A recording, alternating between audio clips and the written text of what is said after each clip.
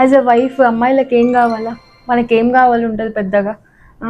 పని చేస్తుంటే అప్పుడప్పుడు హస్బెండ్ వచ్చి హెల్ప్ చేయడం, పెద్ద పెద్ద హెల్ప్ చేస్తే ఇంకా మంచిది. చిన్న చిన్న హెల్ప్ చేయడం, మనం పని చేస్తుంటే శాలరీ రాగానే శాలరీ తెచ్చి చేతిలో పెట్టడం. మూడు బాగాలేకపోతే అప్పుడప్పుడు మనం ఎట్లనో ఉంటే ఇంట్లో ఉండి తీసుకుపోవడం బయటికి, ఇక్కడ అక్కడ తిప్పడం, లాంగ్ డ్రైవ్ తీసుకుపోవడం, వీకెండ్ వస్తే ఒక సినిమా తీసుకుపోవడం, చిన్న చిన్న ట్రిప్స్ లేకపోతే వెకేషన్లు ఏమైనా లాంగ్ తీసుకుపోయినా పర్వాలేదు, ఇంకా హ్యాపీగానే ఉంటాం.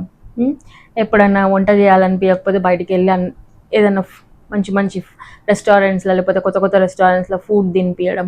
ఇంతే. ఇంతకంటే ఏం ఎక్స్పెక్ట్ చేస్తాం మనం వైఫ్ లాగా కదా. నాకు అర్థమే కాదు ఏం ఎక్స్పెక్ట్ చేస్తాం. సింపుల్ థింగ్స్ ఎక్స్పెక్ట్ చేస్తాం యాజ్ ఎ వైఫ్ అమ్మాయిలం. యాజ్ ఏ హస్బెండ్ మేమేం ఎక్స్పెక్ట్ చేస్తామంటే, ఏం ఎక్స్పెక్ట్ చేస్తావు? నువ్వేం ఎక్స్పెక్ట్ చేస్తావు? నీకేం కావాలి అసలు? ఇంత మంచి వైఫ్ ఉంది, వర్కింగ్ ఉమెన్ దొరికింది, నువ్వు అడగకుండానే అన్నీ తెచ్చిస్తుంది, చిన్న చిన్న వాటికి పైసలు అడగదు, ఏమైనా గిజ్ గిజ్ చేయదు, అప్సెట్ కాదు, డ్రామాలు చేయదు అందరిలాగా, ఇలా ముచ్చట్లు అలా ముచ్చట్లు తెచ్చి చెప్పరు. ఇంతకంటే ఏం కావాలా? ఇంత ఇండిపెండెంట్ ఉమెన్ దొరికినాక నీకు మళ్ళీ ఏం ఎక్స్పెక్ట్ చేస్తాను అని అంటే హస్బెండ్, ఏం ఎక్స్పెక్ట్ చేస్తావు నువ్వు? చెప్పు నాకు. ఏముంటాయి అని ఎక్స్పెక్ట్ చేయడానికే నాకు చెప్పు. ఏముంటాయి నాకు అర్థం కాదు వీళ్ళకి.